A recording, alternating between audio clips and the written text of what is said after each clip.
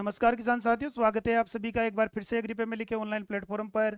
किसान साथियों, खरीफ का सीजन चल रहा है। किसान भाइयों ने मक्का की खेती की है और मक्का में अपन देखते हैं कि सबसे ज़्यादा खरपतवार की प्रॉब्लम रहती है। यानी कि खरपतवारों की समस्या का सामना किसान भाइयों को करना पड़ता है इस फसल में। और जब खरपतवार अत्यधिक हो जाते हैं तो फसल को काफी नुकसान होता है, यानी कि पैदावार घट जाती है। 30% तक अपनी पैदावार घट जाती है खरपतवारों की वजह से। इन खरपतवारों में अपन बात करें जैसे बोकना, बोकनी, बर्रू, जो प्रमुख खरपतवार है बर्रू, जिसे अपन बांसिया भी कहते हैं लोकल भाषा के अंदर। इसके अलावा अपन जंगली चौलाई भी है, मोथा घास भी है और अपने दूब घास भी है। और भी अन्य जटिल खरपतवार है जो इस फसल में उगते हैं और अपनी पैदावार को घटा देते हैं। और पौधे को कई प्रकार की परेशानियों का सामना करना पड़ता है, यानी कि इसमें खरपतवारों से संघर्ष करना पड़ता है। एक तो पोषक तत्वों के लिए, दूसरा पानी के लिए, तीसरा प्रकाश के लिए। यानी ये तीन चीज तो इंपॉर्टेंट है। इनके लिए कंपटीशन चलता है, यानी प्रतिस्पर्धा चलती है खरपतवारों के बीच में और फसल के बीच में। तो इस प्रतिस्पर्धा को अपन कम करें, और कम अपन दो तीन तरीकों से कर सकते हैं। यानी कि एक तो अपन निराई गुड़ाई करके कर सकते हैं समय समय पर। दूसरा अपन फसल चक्र अपना कर सकते हैं। इससे धीरे धीरे अपन देखते हैं कि फसल चक्र अपनाते हैं तो खरपतवारों की संख्या घटती है। लेकिन एक इनमें प्रमुख रहता है कि जैसे अपन ने फसल की बुआई कर दी, और फसल की बुआई करने के बाद में इस समय जब अपनी फसल 15 से 20 दिन की हो जाए, यानी कि जब खरपतवार 2 से 3 पत्ती अवस्था पर आ जाए, उस समय अपन को रासायनिक खरपतवार नाशियों का प्रयोग करना है। और अपन कौन कौन से रासायनिक खरपतवार नाशियों का प्रयोग करें जिससे कि समूल रूप से, यानी कि पूरे खरपतवार नष्ट हो जाए। तो इसमें हम आपको चौड़ी पत्ती और सकड़ी पत्ती दोनों खरपतवार उगते हैं, उनका कॉम्बिनेशन बताएंगे कि आप उनको कैसे नियंत्रित करें। साथ ही इसमें अगर मोथा स्पेशली आपके खेत में है तो उस मोथा का भी आपको अलग से बताएंगे कि आप कौन से खरपतवारनाशी का प्रयोग करें। तो इस प्रकार की टेक्निकल जानकारी के लिए किसान भाई चैनल को लाइक करें, सब्सक्राइब करें और अधिक से अधिक किसान भाइयों तक शेयर करें। शुरू करते हैं आज का वीडियो। तो वीडियो में अपन सबसे पहले बात करें अपन पहले खरपतवारनाशी की। यानी पहला खरपतवारनाशी आपके टोपरामेजोन 33.6% SC फॉर्म में आता है। और डोज की अपन बात करें तो इसमें 30 ml प्रति एकड़ अपन को लेना है।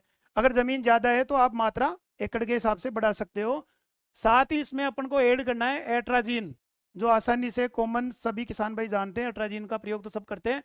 50% WP की फॉर्म में आएगा और इसकी 600 ग्राम मात्रा प्रति एकड़ लेनी है।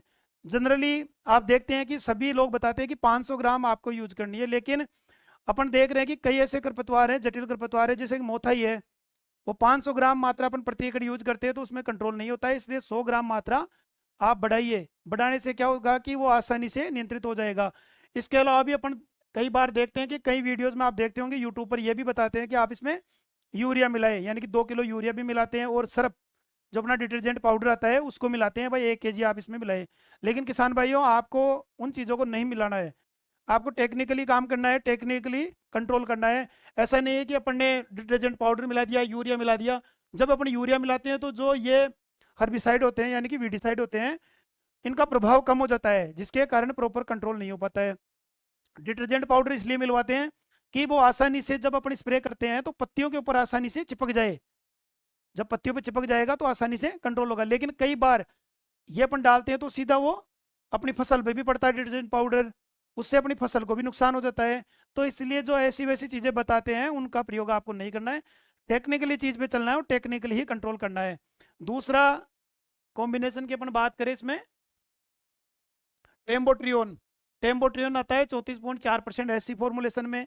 प्रति एकड़ की अपन बात करें तो 115 ml प्रति एकड़ अपन को काम में लेना है। और एट्राजीन वही 50% WP 600 ग्राम प्रति एकड़ मिलानी है। और 200 लीटर पानी, यानी कि प्रति एकड़ अगर आप स्प्रे कर रहे हो तो 200 लीटर पानी पर्याप्त मात्रा में रहता है, उसका अपन को प्रयोग करना है। ज्यादा पानी भी नहीं मिलाना है और कम भी नहीं करना है। अगर आपका एरिया बढ़ रहा है तो आप पानी बढ़ाइए। पानी अगर बढ़ा रहे हो तो आप जो ये बता रहे हैं हेर्बिसाइड, उनकी मात्रा को भी बढ़ाना है। तीसरा अपन बात करें, हेलोसल्फ्यूरोन मिथाइल 5% और एट्राजीन 48% WG फॉर्मुलेशन आता है। डोज की अपन बात करें तो 450 ग्राम प्रति एकड़ अपन को प्रयोग करना है। तो इनका अगर अपन प्रयोग करते हैं तो चौड़ी पत्ती और सकड़ी पत्ती, जितने भी जिद्दी खरपतवार है, उनका कंट्रोल हो जाएगा इससे। और इनका स्प्रे करते समय हमें दो तीन चीज़ों का ध्यान रखना है। एक तो पहली चीज़ बताई दी आपको, पानी की मात्रा वो पर्याप्त होनी चाहिए। दूसरा, जब अपन स्प्रे करें उस समय आपको ध्यान रखना कि बादल तो नहीं छा रहे कि कहीं बरसात आने वाली हो, उस समय अपन को स्प्रे नहीं करना है। स्प्रे करने के बाद में कम से कम 7 घंटे तक आसमान खुला रहना चाहिए। यानी कि कहने का मतलब है कि बरसात नहीं होनी चाहिए। अगर बरसात हो जाती है 7 घंटे के अंदर तो जो खरपतवारनाशी आप प्रयोग कर रहे हो उनका रिजल्ट प्रॉपर नहीं आएगा। फिर कई बार किसान भाई बोलते हैं कि मैम ने स्प्रे तो कर दिया लेकिन कंट्रोल खरपतवार नहीं हुए। तो एक कमी अपनी ये भी रहती है कि अपन नहीं करते हैं, समय का ध्यान नहीं रखते हैं, बरसात आ जाती है और फिर वो कंट्रोल नहीं होता है क्योंकि धुल के पूरा चला जाता है मिट्टी के अंदर और प्रॉपर कंट्रोल नहीं हो पाता है। तो इस बात का तो विशेष ही ध्यान रखना है। तीसरा, इसमें खरपतवारनाशी हो चाहे कीटनाशी हो, इनका जब भी आप प्रयोग करो मास्क का प्रयोग जरूर करें, यानी मास्क लगाए, मास्क पहने, नहीं तो साइड इफेक्ट इनके बहुत ज़्यादा है। यानी दमा जैसी शिकायतें इनसे हो जाती है, एलर्जी इनसे हो जाती है।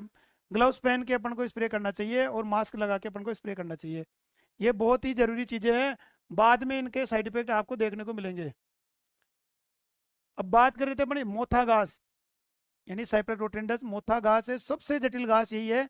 यह सब घास सबसे ज्यादा नुकसान पहुंचाती है। इसके जो नट्स होते हैं यानी कि जड़ें होती है, जड़ों में जो गांठें होती है वो कई साल तक पड़ी रहती है, जैसे कि 4-5 साल तो आप मिनिमम मान के चलिए। लेकिन जो टेक्निकली स्टडीज हैं आईसीआर की, उनमें 20 साल तक भी जो इनके नट हैं, यानी कि जो ये नट्स होते हैं इनको सेज बोलते हैं, ये सेज होते हैं 20 साल तक कंटिन्यू पड़े रहते हैं। और बाद में जब इनको अनुकूल वातावरण मिलता है तो उसमें उगाते हैं। उगाने के बाद में जैसी भी क्लाइमेटिक कंडीशन हो उसमें इनका अच्छी ग्रोथ होती है और पौधे के साथ में प्रतिस्पर्धा करते हैं पोषक तत्व के लिए, प्रकाश के लिए, पानी के लिए, इनके लिए करके फसल की ग्रोथ को कम कर देते हैं। और एक इनमें सबसे इनकी खासियत रहती है खरपतवारों की, इनकी जो जड़ होती है, जड़ विकास होता है फसल की तुलना में मजबूत सिस्टम होता है इनका, रूट सिस्टम। और एक पौधे में 15 से 20 गांठें आती है, यानी कि एक पौधा 20 पौधे पनप सकते हैं, इतनी इसमें पावर होती है। इसके लिए आपको हेलोसल्फ्यूरॉल मिथाइल 75% WG, ये स्पेशली मक्का और गन्ना, यानी कि मक्का की फसल और गन्ना की फसल में ही अपन को यूज करना है। अगर अन्य फसल आपके हैं तो उसमें आपको हेलोसल्फ्यूरोन मिथाइल का प्रयोग नहीं करना है। 36 ग्राम मात्रा प्रति एकड़ पर्याप्त रहती है, 200 लीटर पानी में घोल करके अपन को स्प्रे करना है। तो इसका स्प्रे करने के बाद में अगर स्पेशली मोथा है तो मोथा का कंट्रोल हो जाएगा। अगर मोथा का न हो करके आपके मोथा, बोकना, बोकनी, बर्रा, बांसिया और ये जो खरपतवार होते हैं जैसे धूप घास है, इनमें जंगली चौलाई है, इनके लिए अगर आप कंट्रोल के लिए करते हो तो जो पहले 3 कॉम्बिनेशन आपको बताए उनका प्रयोग कीजिए, क्योंकि स्पेशली मोथा घास के लिए ये आपका सॉल्यूशन है, इसका आप प्रयोग कर सकते हो, ये हेर्बिसाइड है।